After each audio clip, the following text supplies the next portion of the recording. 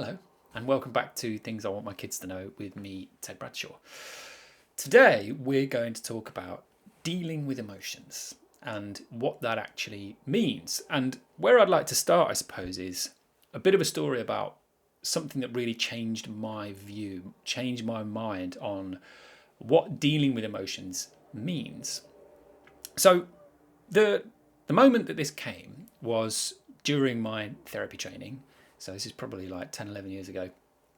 And what you have to do is you have to watch back clips of yourself with working with your clients in a group. So I was sat with some of my peers, some of the other people on the course, and I was under supervisor watching this clip. And my supervisor on this particular day just asked me to stop the clip. He said, "Pause that there for a second." And then he said, "What was that?" And I said, "What do you mean?" And he said, "Your client started to cry and you made a joke." And I looked at him, kind of thinking, yeah. Now, don't get me wrong, I didn't come swinging in with like a knock-knock joke or something the moment she started tearing up. It was, even now, looking back, even though it feels a bit embarrassing to talk about this particular moment, it was warm, it was useful in a particular way. But I'm so glad he paused this on me because it completely changed the course of my career, I think, and how I view emotions. He was totally right. That is what I had done. And he said to me, "What do you think that tells her about her emotion?" And I was again a bit confused. And he said, "I think it tells her that when she feels something, people can't handle that. Or what she should do with it is try and brush it away. Let's brush it away. Let's be light. Let's brush it away. Or let's ignore it. Or let's squash it down. And that even here, she can't just feel it."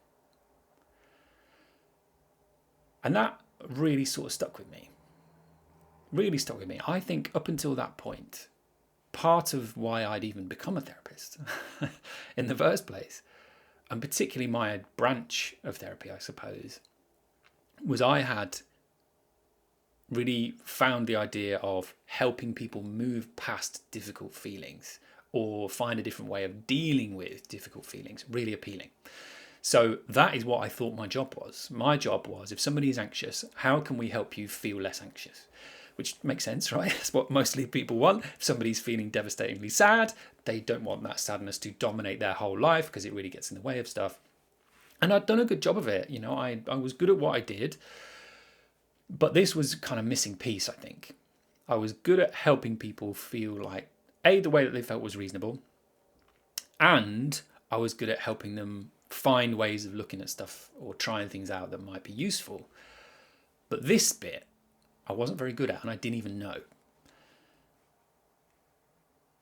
Then my supervisor asked me, "What about you? What do you think this is about? Are you not very comfortable with your own emotions?"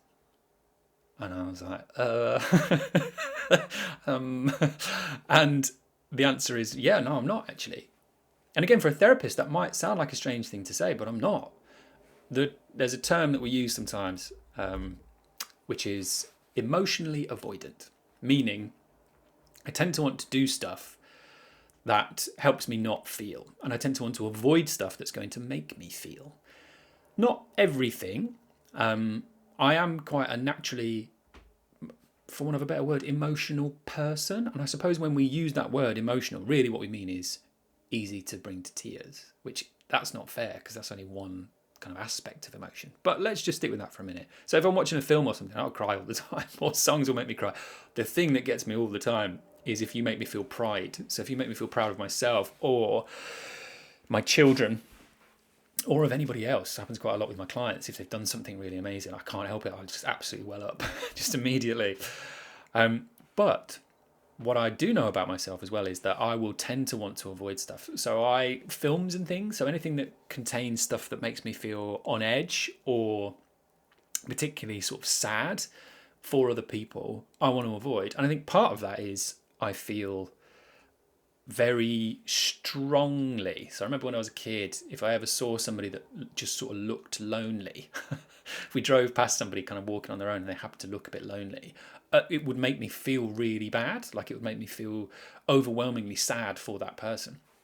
So I think maybe some of it's that. I just, from a small age, I just wanted to avoid feeling that way because I didn't know what to do with it, I suppose. And even now, I read stuff that isn't challenging for me. I watch TV that isn't challenging for me. And if there's stuff that makes me uncomfortable, I tend to want to run away from it. It doesn't happen in therapy anymore because of this moment.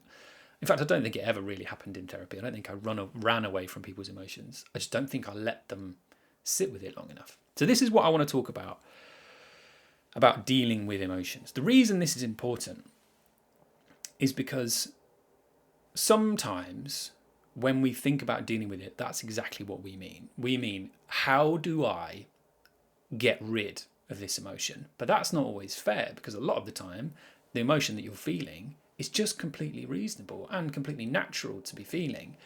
And maybe it isn't going to go away the more that you try and push it away. And what that can mean sometimes, particularly if we feel ashamed of our emotions, feeling any form of emotion makes us feel like we're doing something wrong or like we are being weak or that it's embarrassing. Or if a particular emotion has been kind of drilled into us that you're not allowed to feel that. So an example, your stereotypical cultural examples would be boys being come down on very hard for being sad, but they're allowed to be angry. So angry, fine, crying, no. What that'll mean is when you feel sad, it's going to come out in a different way. You're not allowed to feel sad, so you're going to have to express your emotion in a different way.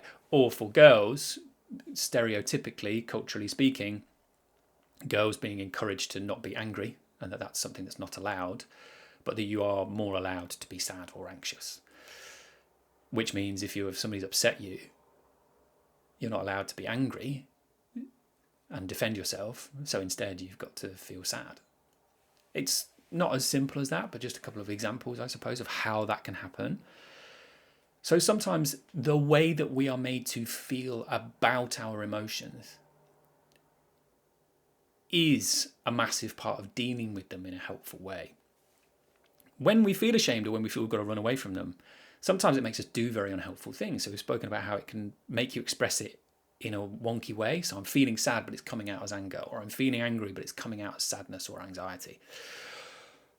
Or maybe you have to run away from it. So you have to keep busy. So one thing that I know I'm doing all the time is often just trying to keep my mind occupied. So if there's something difficult that I'm sitting with myself, or if I'm feeling a bit anxious, or I'm feeling a bit sad about something, and I want to avoid it, I'm keeping busy. I've got my headphones in all the time. I've got my head in a book. I'm just constantly keeping my mind occupied.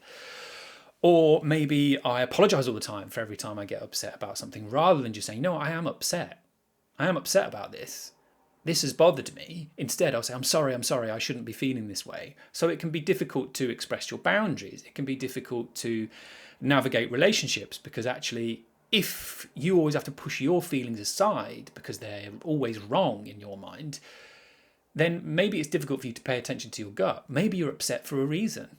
Maybe you're angry for a reason. Maybe this isn't you being a problem. Or maybe you have to avoid things that make you feel stuff. It's all right for me to not watch certain films. That's okay. That's not going to be the end of the world. But if it makes me avoid having important conversations with people, or if it makes me avoid certain situations that I'd really like to have in my life because they make me feel a bit uncomfortable sometimes, that would be a shame. Or maybe when we feel like we have to squash our emotions, because the only things that work to squash emotions completely tend to be deeply unhelpful. So just keeping your mind occupied all the time with games or gambling, or maybe squashing sort of physically, so having a drink or eating loads of food, something that just takes away the feeling for a while. Maybe that's okay sometimes, but maybe doing it all the time starts to become a problem in itself. So the thing is, with dealing with emotions, it doesn't start with how can we respond to this emotion in a helpful way. It starts with being accepting of the fact that they are there. and not being afraid of them. And I suppose that was the missing piece for me. I don't think I was doing terrible stuff, but it really helped me as a therapist and as a person to understand that the starting point should be accepting, not straight away, how can I push this away? How can I make this disappear? Let's just talk a little bit about the different types of emotion and what we might mean by that. So, I mean, there's thousands. There's a really useful thing. If you're a little like me and sometimes you find it difficult to maybe put your finger on what it is that you're feeling, a couple of things that can be helpful is understanding what's happening in your body. So if somebody asks me, hey, Ted, how are you doing? I will say, yeah, I'm all right. Kind of regardless. And I'll mean it. But if you ask me what's going on in your body, I might go, oh yeah, my shoulders are up by my ears. I'm probably feeling a bit tense. Or, you know what, I am feeling a little bit heavy, or I'm feeling a bit sort of thick in the head type thing. That might express to me that I'm feeling a bit stressed or a bit sad or a bit flat. So paying attention to your body can be a good way in.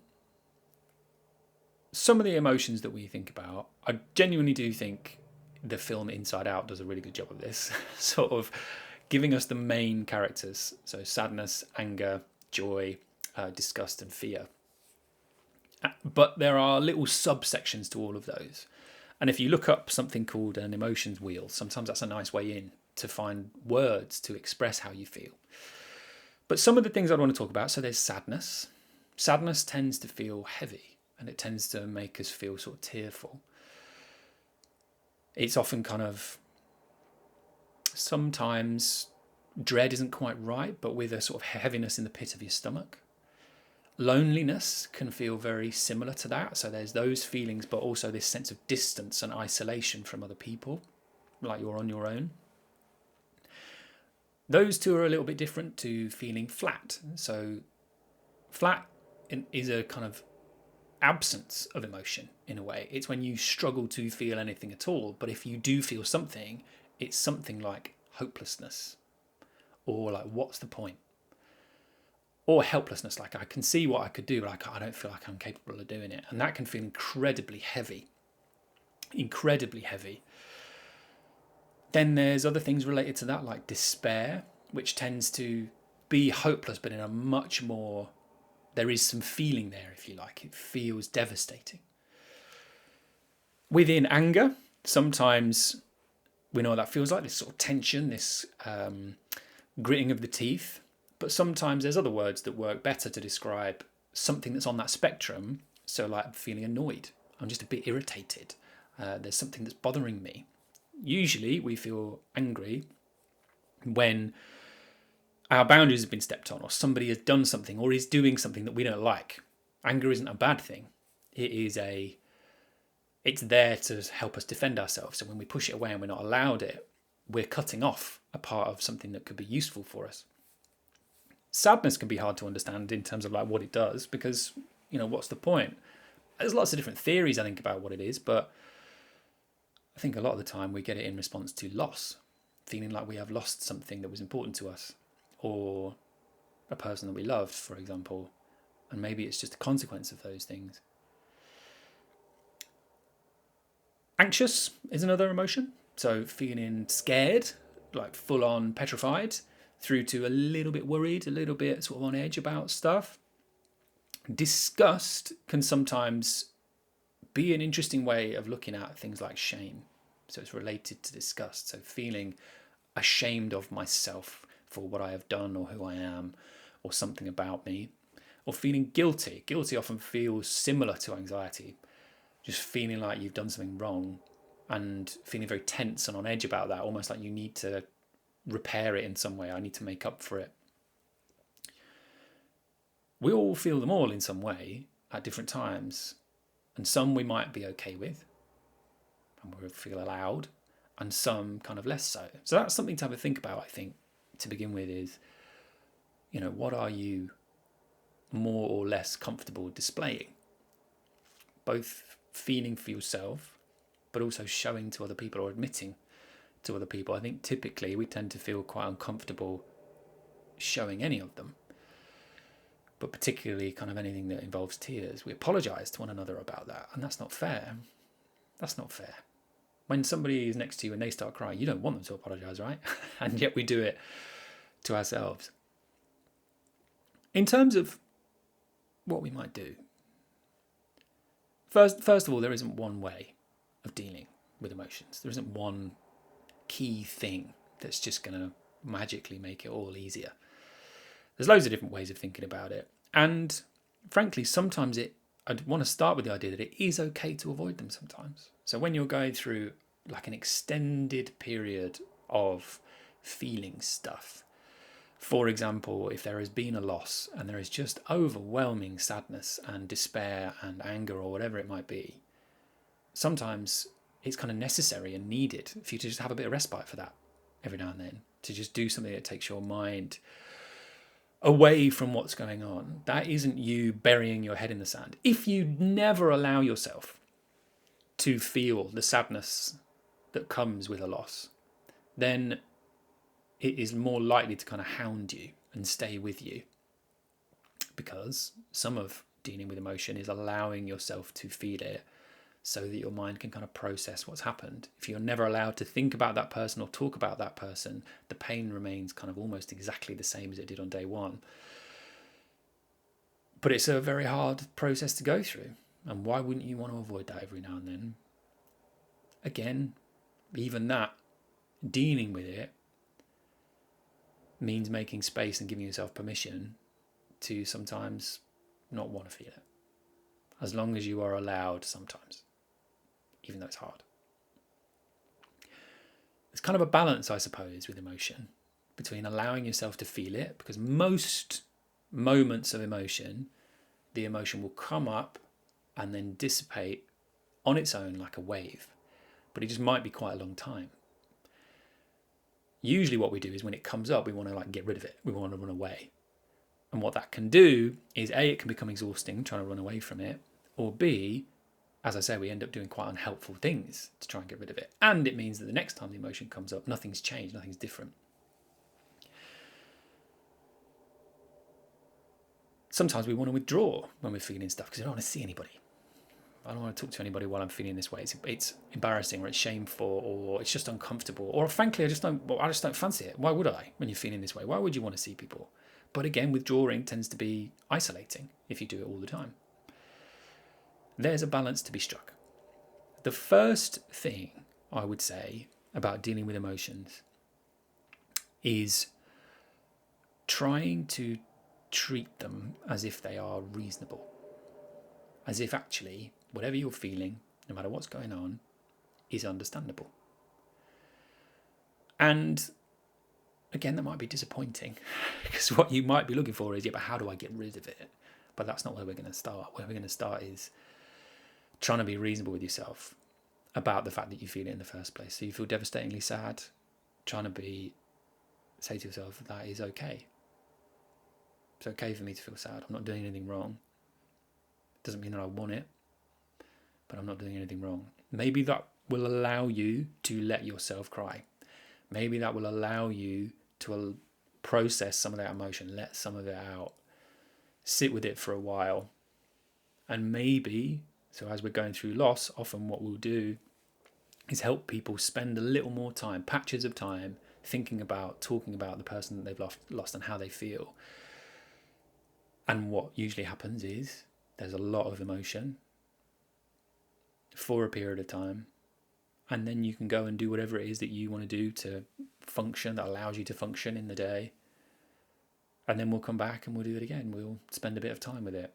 And in doing that over and over again, hopefully the frustration or the shame about the feeling starts to dissipate. And it starts to become something that you know that you can tolerate, that you can allow yourself to feel, and it won't break you, even if you'd rather not feel it anyway. Similarly with anxiety, a lot of the time, what we'll start with is, it is okay for you to feel anxious. Even that in itself sometimes just brings down the emotion a little bit, because you're not piling on top of it. It's not, I'm anxious and I'm ashamed and I'm annoyed at myself. Instead, it's just, I am anxious. I am anxious, but I can feel understanding. I can feel compassion towards myself for that. So this, I suppose, as a therapist, is something that I've been doing since that day, is letting people express the emotion, let it out. Trying to convey that it's completely okay and that we are all right here. I am with you. We are all right, no matter how strong this feeling gets. And there is power in knowing that most of the time, when a kind of wave of emotion comes, that it will pass eventually. There is power and hope in that, I think. When it gets too overwhelming and you don't want to push it away, you don't want to squash it, but you also would like to be able to function, for me, a really lovely middle ground and a very helpful way of being accepting of your emotion while also looking for a way of being able to function in the day is doing what we're going to do now. So I'm going to ask you to sort of join in with me on this. It comes from acceptance and commitment therapy, and they call it dropping anchor. And what it means is kind of grounding yourself in the world. So let's just practice it. So what we do, I'm just shuffling forward on my chair, is we start by identifying where the emotion is in your body. So today, for example, I'm feeling a little bit of anxiety. I always do when I'm doing this because I'm wondering if I'm doing a good enough job or whatever it might be. So let's use that as an example. And you say, where is that anxiety in your body? And for me today, it's actually a bit higher than normal. It's right in my chest, right sort of, I suppose, in between my boobs, in between my pectoral muscles, I suppose. It's right there. It's kind of a tight, reddy, pinky knot, like a ball of wool, like a tangled ball of wool, but like a clenched one that's tightly wound. That's where it is. And we just acknowledge that it's there. We pay attention to it. There it is. And we pay attention to what it makes you want to do. What it makes me want to do is curl up, and it makes me want to run away. It makes me want to keep busy and be a bit frantic. And then what we're going to do is you're just going to put your feet on the floor. So I'm sitting down, so I'm going to put my feet on the floor. And then push them down into the floor a little bit. And I like to scrunch my toes as well to sort of really feel the carpet or whatever it is under your feet. Feel the pressure of the chair under the back of your legs and your bum cheeks. Feel that it's there. Feel the floor under your feet. And then we're just going to move a little bit more of our body. We're just going to roll our shoulders a little bit. I quite like to waggle my fingers. You don't have to do like full jazz hands. You can just sort of tap them on your legs, just enough to feel that they can move, and you can move them, even though that feeling is there. And then we're just going to lift our heads. We're just going to look around. Look around. Notice that you can still move your body, even though that feeling is sitting there. And I want you to notice 5 things you can see. 5 things you can see. And then 4 things you can hear. Just pay attention to what sounds are going on.